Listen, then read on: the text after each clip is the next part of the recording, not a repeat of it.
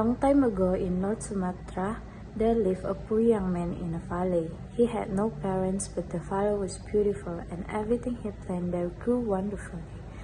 He lived by farming and fishing in the river near his home. The food he made was not special, but he never went hungry. One afternoon, after working hard in the fields, he went fishing on the river. Today was not his day, though, and after hours of waiting, he still hadn't caught a single fish. This had never happened before. Disappointed, he pulled his rod out of the water, but just as his rod was leaving the water, a fish bit it. He pulled it out and was very happy to see a pretty little goldfish on the end of the rod. The young man hurried home to cook the fish. He got home, put the goldfish on the kitchen table, and ran out to get some firewood from the garden. As he went, he licked his lips and talked about the fish, how good it would taste. But when he came back, the goldfish was gone, and where it had been there sat 3 pieces of gold. "Good evening," came a soft voice behind him. The man turned around and saw a beautiful woman standing in front of him. She had long, bright red straight hair that went down to her knees, and she had no clothes on. The man turned red and looked at his feet. "Who are you, oh beautiful lady, and where did you come from?" he said. "Oh, because it seemed right, she had to be magical. I was the goldfish on your table, but I am no ordinary goldfish, as you can see." She played with her hair and smiled at him. "Those gold coins were my scalps." The man looked at her and then went red again and looked away. He had never seen a beautiful woman before, and he was so lonely. Will you marry me, oh beautiful lady?" He held his breath as he waited for the answer. He knew it was a very bold question to ask, but in stories, men always ask women like that, all bold.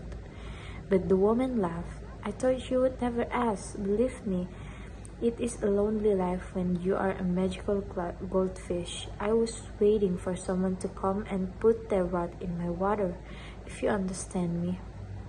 Now the man went as red as her hair. "Really?"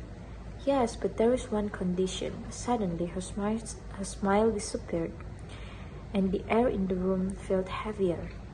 "You must never tell anyone that I was a fish. Do you understand?" Oh, of course. The man hadn't thought of telling anyone. He didn't have any friends, and anyway, why would he tell them his beautiful wife used to be a fish? But why, if I can ask? Just promise me, you won't tell anyone, will you? No, I promise. The woman smiled and clapped her hands. "Well, then, I suppose we are married. Just like that?" Just like that. And just as naturally as it began, their marriage continued. They soon found that they were very similar. Although they had been lonely before, they only needed each other's company to feel happy. Soon they also had a son, who they named Samosir. Samosir grew as quickly as the flowers in the ground, and at 6 years of age, he was a strong and very naughty boy. His mother was always asking him to help her clean the house and bring dinner to his father in the fields. Some days, Samosir did as he was told, but most days he shouted, "No!" and ran off to play. One day, as usual, Samosir was being naughty. He had refused to eat his breakfast, sang loudly while his mother worked, and now he was refusing to bring his father dinner. "Why don't you do it?" he said. "Because I'm cooking dinner for you," she said. "But I don't want dinner." "You will in an hour?" "How do you know?" "Because you're a human, and humans get hungry at the same time every evening." "I won't get hungry." "You didn't eat your breakfast today. Of course you will." "See, I wasn't hungry this morning, so I won't be hungry later." Eventually, Samosir's mother convinced him to take a box of rice and fish to his father. It was a long walk through the fields, and as he went, Samosir started to feel hungry. I guess Mom was right, he said. Well, I'm sure Dad won't mind if I just eat a few grains of rice. So he opened the box, and the rice looked so fresh and delicious, and the fish so hot and juicy. He ate just a little of both, but that only made him feel more hungry. So then he ate a bit more and a bit more, and oh no! I've eaten all of that dinner. All that was left were the fish bones. Hoping his father wouldn't notice, Samosir put the bones back in the box, wrapped it up, and continued on his way. When he found his father, he handed him the box and was about to run away. But his father was hungry too, and he immediately opened the box and saw the bones. Samosir! He shouted and ran after the boy. Samosir was fast, but his father was faster, and he quickly caught the boy. Why were the only fish bones in the box? Did you eat my dinner? Samosir burst into tears and cried loudly, saying, Oh, Dad, it was horrible. A fox attacked me and ate all the food, and said I had to keep it a secret. Don't lie to me, his father shouted. His cheeks were bright red. I'm not lying. Yes, you are, you son of a fish. And without warning, he slapped Samosir across the face. Samosir gasped, and his mouth fell wide open. His father had never hit him before. I'm not son of a fish, said Samosir. He was crying again, but this time it was real. Samosir turned and ran away all the way home. And when he came into the house, he said, Mom, am I the son of a fish? He meant it is a joke, but his mother's face turned deadly serious. Samosir, what did you say?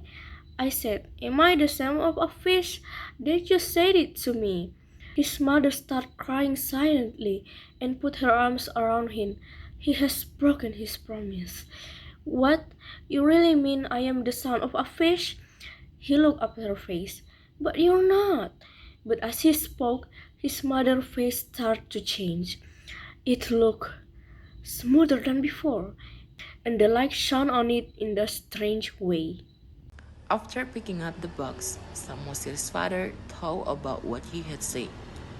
It was a joke, but then he had slapped his son. It was a stupid thing to do. It started to rain, so he ran towards the house. He could see his wife inside, hugging Samosir, but just then lightning struck, and the two of them disappeared. He ran inside and looked out through the house for them, but they were gone, where they had stopped. There was a big puddle of water. He stayed up all night, walking through the fields looking for them. The rain went through his coat, and he shook with coat.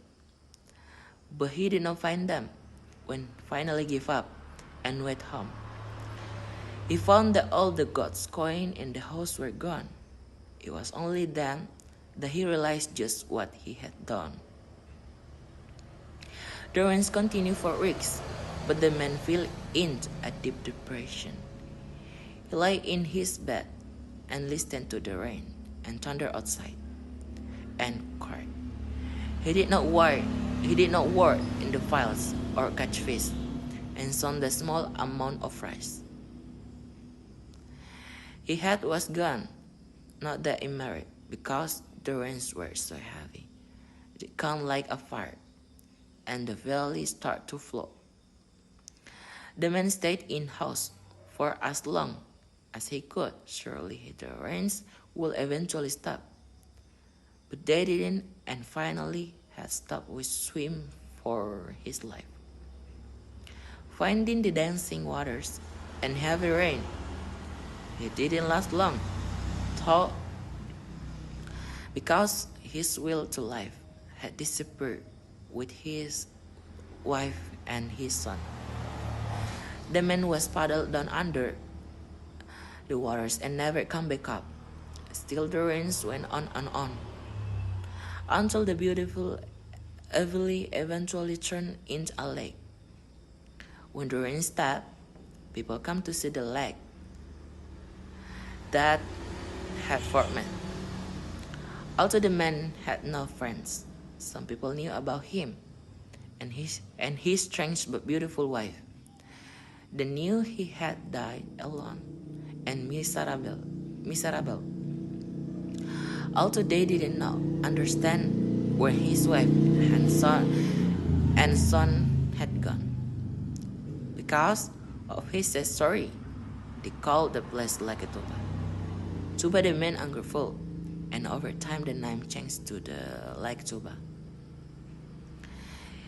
In the center of the lake was a small island, and this was called the island of Samosir. Over time, the people forget about the man, and he became just a story, but the lake stayed forever.